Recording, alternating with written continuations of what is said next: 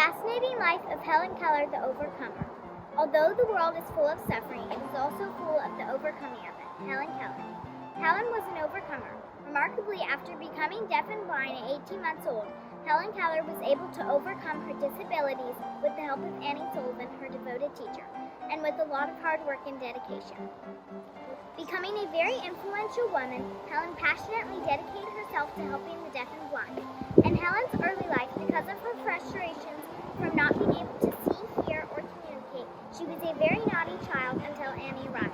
After Annie showed up, Helen began to learn many things, such as how to communicate, how to read and write, and even how to speak. Helen had many accomplishments throughout her life, which included such things as going to college, speaking to large crowds, writing books and articles, and helping the deaf and blind. On June 27, 1880, a happy, intelligent baby named Helen Keller was born on a farm in Tuscumbia, Alabama, beginning her early life. She could see and hear just like any other normal baby. Sadly, when she was 1.5 years old, she came down with a very high fever. Even though she became better after just a few days, the terrible fever had left her blind and deaf. Because she could no longer hear, she could not talk either.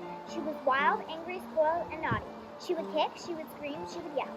People told her parents to give up, but they wouldn't. When Helen was 6 years old, they took her to Washington, D.C.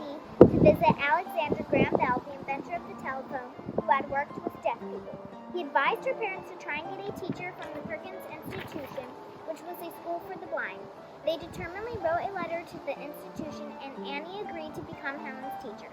At first, Helen was a naughty student, and Annie had to teach Helen manners and how to behave properly. Teaching Helen the finger alphabet by spelling words into Helen's hands with her fingers.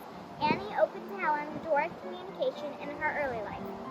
However, Helen didn't understand the real meaning of words Annie was spelling into her hand, and that everything had a name. She had a lot to learn still. Then one day, Helen was being especially naughty, so Annie decided to take Helen outside to the water pump. As water was running over Helen's hand, Annie spelled W-A-T-E-R into her hand, and all of a sudden, the intelligent Helen understood.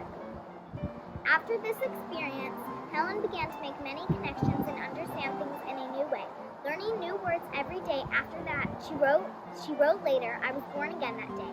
When Helen was 7 years old, in May of 1888, she learned Braille, which was a system of raised dots representing letters invented by Louis Braille. Thankfully, after she learned Braille, she learned to read and write, and she fell in love with reading books and even wrote some of her own stories. Soon, Helen had a new hope, which was to learn to speak. Sarah Fuller taught Helen how to speak, which was incredibly hard for her to do. Helen later learned Latin, French, German, and arithmetic.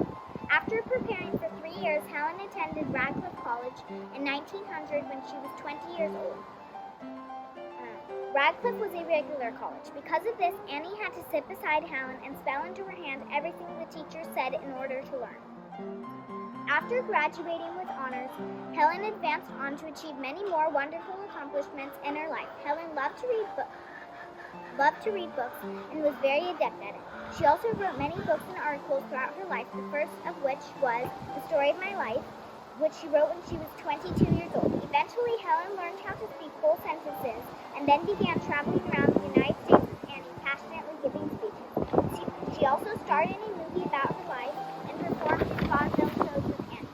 In 1924, Helen began working for the American Foundation for the Blind, which she continued to work for until her death.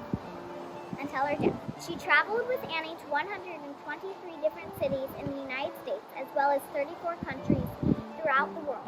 Helen helped advocate for the deaf and blind everywhere she went. She also helped increase the number of Braille books because of her love for the blind and for reading.